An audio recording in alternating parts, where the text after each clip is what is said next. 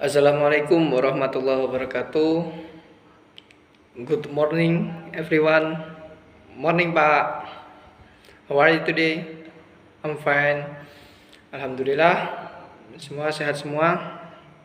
Nah, untuk pertemuan hari ini sebelumnya kita akan membaca doa terlebih dahulu supaya nanti belajar kita diberikan kemudahan dan bermanfaat bagi kita semua. Al-Fatihah.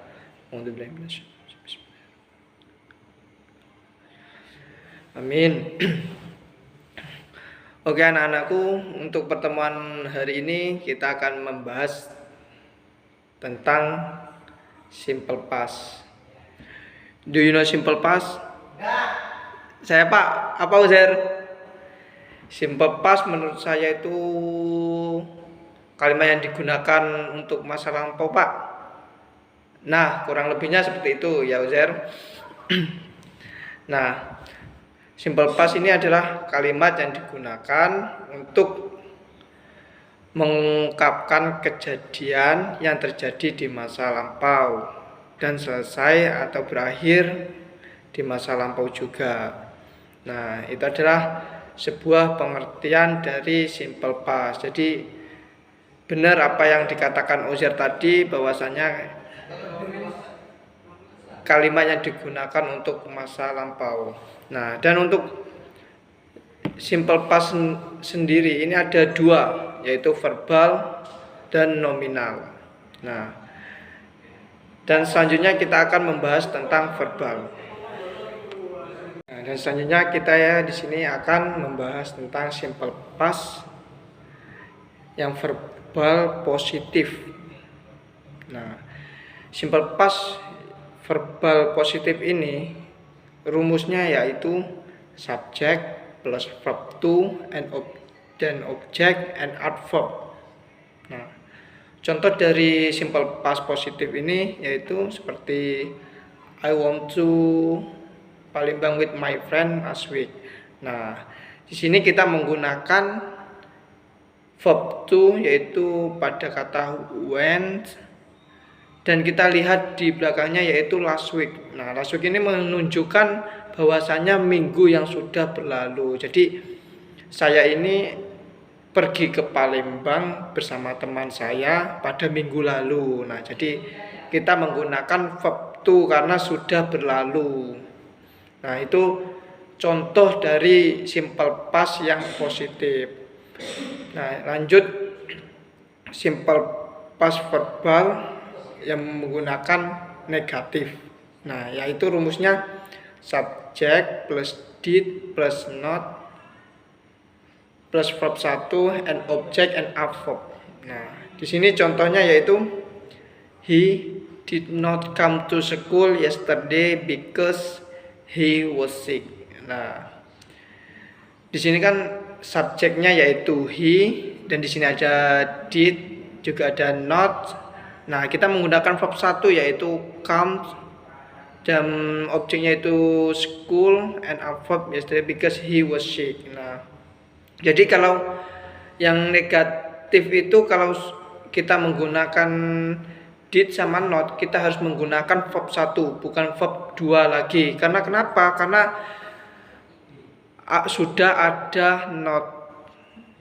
Nah, kalau ada not kita tidak bisa menggunakan verb to. Nah, kita harus menggunakan verb 1 gitu. Perbedaan antara positif dan negatif yang tadi.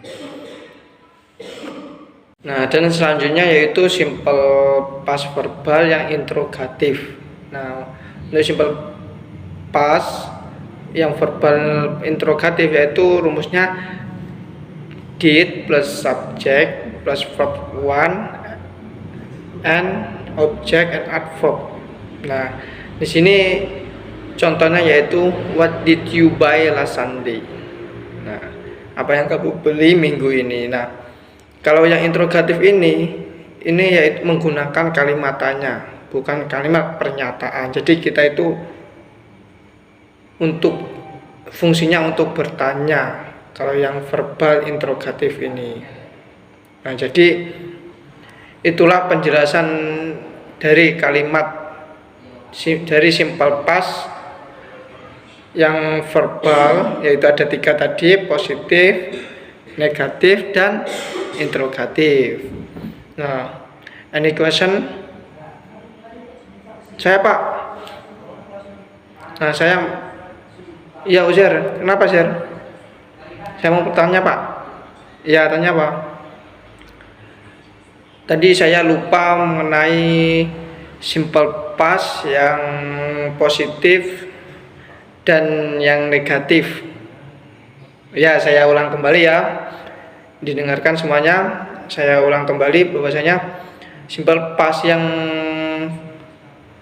verbal positif itu kan sudah ada rumusnya, yaitu subject plus verb to and object and adverb. Nah, contohnya yang tadi yaitu I want to Palembang with my friend last week. Nah, di sini kan contohnya ini sudah ada subjek. Subjeknya yaitu apa? I. Dan verb to-nya itu apa? When. Dan objeknya Palembang dan adverbnya with my friend last week. Nah, di sini kita bisa melihat dari kata-kata yang terakhir ini, seperti contoh last week. Nah, kita bisa melihat dari sini bahwasanya last week yang artinya minggu lalu. Minggu lalu itu minggu yang sekarang atau minggu yang sudah berlalu, Ozer?